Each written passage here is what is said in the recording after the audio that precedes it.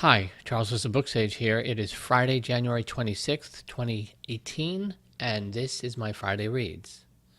So I finally got around to finishing The Obelisk Gate, Book 2 of N.K. Jemisin's The Broken Earth trilogy. Work has been rather crazy, and my reading time has been pretty limited, but I finished Book 2 today, and absolutely just a fantastic book, just as good as Book 1 in my opinion. For those who may not be aware, this is not three sort of self-contained stories in a trilogy. It's one long story told over 3 books. And I've already started Book 3. I don't know if I'm going to finish Book 3 by the end of the month. I'm going to try. I think I can. This one's a little shorter, I think, than the first 2. So I'm looking forward to it. I'm really excited to see how this is going to end. I have some thoughts about that just based on how it's written and structured, of where this is going, and I'm curious to see how it's going to play out. But really, really fascinating, really, really interesting. There's one little tidbit that reminds me of Kate Elliott's Crown of Stars series, which is I like, and I thought was really interesting, that there's sort of a similarity between the two in one particular aspect. But really, really, really well done. I'm not going to get to a second trilogy this month, obviously. There's only 5 days left in the month, so I'll be lucky to finish this book, but it is what it is. I still plan on reading the Binti trilogy next regardless.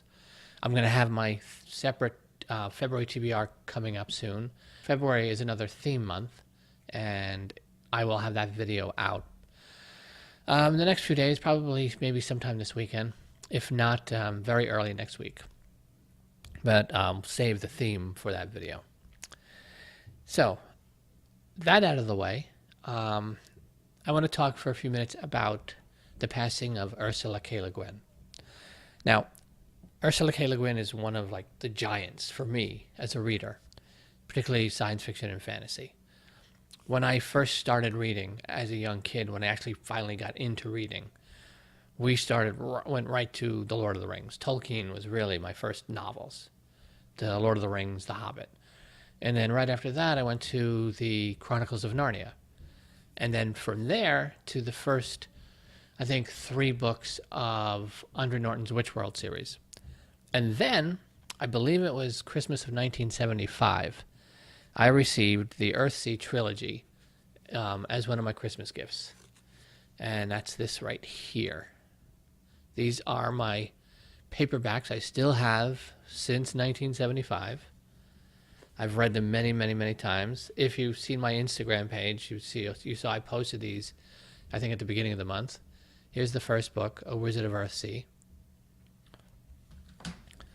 Second book is The Tombs of, I don't know if it's Atuan or Atuan. I'm not exactly sure how to pronounce it. Yeah, I love these covers. Beautiful, beautiful old covers. And then the third one is The Farthest Shore. And one of the things you may be able to grasp is based on there's islands and dragons and all sorts of things. It's an archipelago world.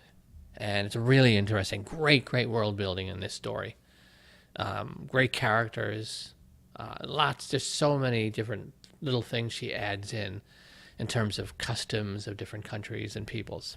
Really, really well done. And one of my favorite things about this is each of the 3 books you get to see a different part of the main character's life. His name is Ged, but he's known as Sparrowhawk because in Earthsea, there's power in someone's true name. So everyone has a public name that they all go by, because if you know someone's true name, it gives you mastery over them. So wizards especially, and dragons, safeguard their true names, and there's no greater sign of trust than to give your true name to somebody. But this was my original boy goes to wizarding school, decades before Harry Potter. Now, completely different story, totally different mood, setting, plot, but it's a young boy goes off to wizarding school. And so you get Ged at his early part of his life here, going to that school, making really catastrophic, deadly mistakes, and then doing what he can to pay for his sins, if you will, to make up for the harm he's done. And just an absolutely wonderful book. You get just completely immersed in this story. It's so well written. Ursula K. Le Guin was such a beautiful writer and a thoughtful writer and really great at detail and world building. And she could do it all without having to spend 800 pages to do it. She gives you so much story here in 183 pages. Very, very well done. Book 2 takes place a little while later in Ged's life, where he's a full-blown wizard. He's not at the top of the pinnacle of his wizarding career yet, because he's famous in this world for becoming Archmage. And this is before that.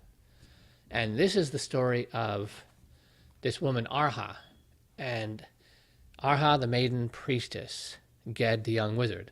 They took away everything. Home, family, possessions. They gave her a name, Arha, the Eaten One. They dedicated her life as high priestess to the ancient and nameless powers of the earth, and sat her down at the place of the tombs in the deserts of Atuan.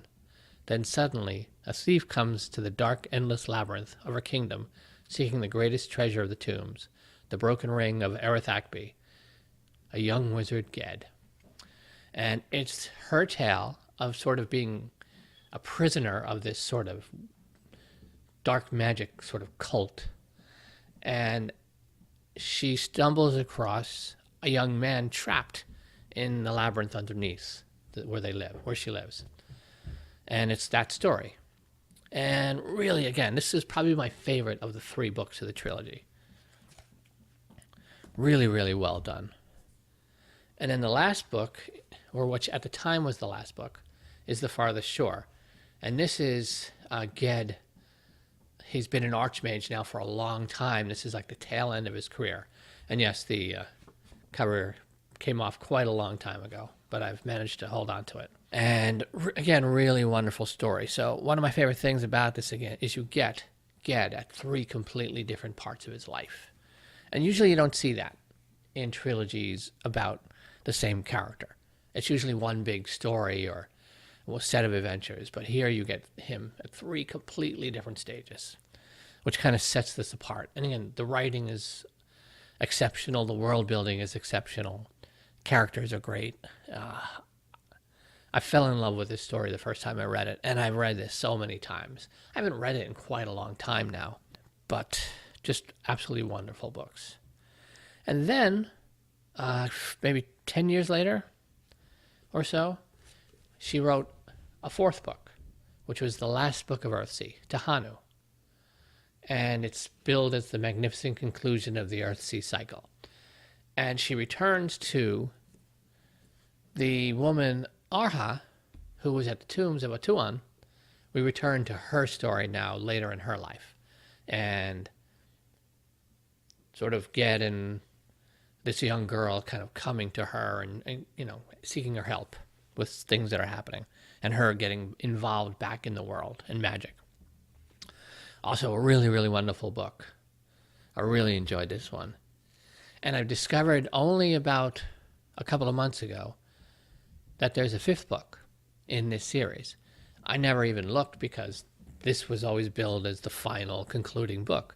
But apparently there is a 5th book, so I'm going to have to get that and read that at some point. And when I do, I'm going to reread this whole series because it's been a while since I've read these books. And I also have, that were put out, I think, the following year as that trilogy, 2 books of hers, a bunch of short stories. And lots of cool short stories in here. That's one of the things I like about Ursula K. Le Guin as well. She can write really great novels and really great short stories. And a lot of these have introductions, particularly in The Wind's 12 Quarters. You get an introduction to a lot of these stories from Ursula K. Le Guin herself, writing about her experience in creating or writing the particular story. And she's also well known for her science fiction side of things, her Hainish cycle. And I have 4 of those here. This was also a box set. I believe I got in 1976, the following Christmas. and City of Illusions, Left Hand of Darkness, Rokin's World, and Planet of Exile. And I actually last month, I participated in 3 different readathons in December. And in 2 of those, I read some of these Hainish books. I read the Winter's King short story in, I think, this book, which was the prequel to The Left Hand of Darkness, which is a Hugo and Nebula Award winner, one of the greatest science fiction novels ever written. Absolutely fantastic novel. But that's not the one I read during the readathons. I read Rokin's World and City of Exile, which, Planet of Exile. And Planet of Exile is one of my all-time favorite Guin books as well. And I plan on rereading these at some point this year. Probably when I do my Earthsea reread, I'll reread those as well. But it's sad to see the passing of Ursula K. Le Guin. None of my original 4 authors, Tolkien, Lewis, Norton, and Le Guin, none of them are alive anymore. So it's kind of the end of a reading era for me. She was the last of those first 4 great writers that I discovered as a young kid. And if you have not read her, I highly recommend it. She is, to me, one of the giants of science fiction and fantasy. Absolutely well worth reading.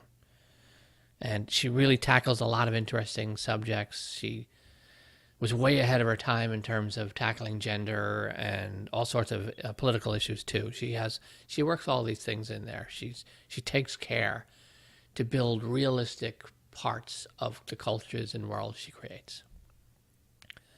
And this world of Earthsea, this archipelago, just comes alive in these books, in particular in the Earthsea books. And again, this is one of the reasons I started this channel, was to highlight some of my all-time favorite authors. And I hope if you have not read her, I hope you do at some point in the near future or some future, do seek out her books, particularly if you're a sci-fi or fantasy fan. She's well worth reading. And I don't really have more to say than that right now. I just want to raise my glass and thank Ursula Le Guin and to her family. She was a gifted and beautiful writer, and her like will not be seen again. And I'm going to sign off now. I am Charles of SirBookSage. Happy reading.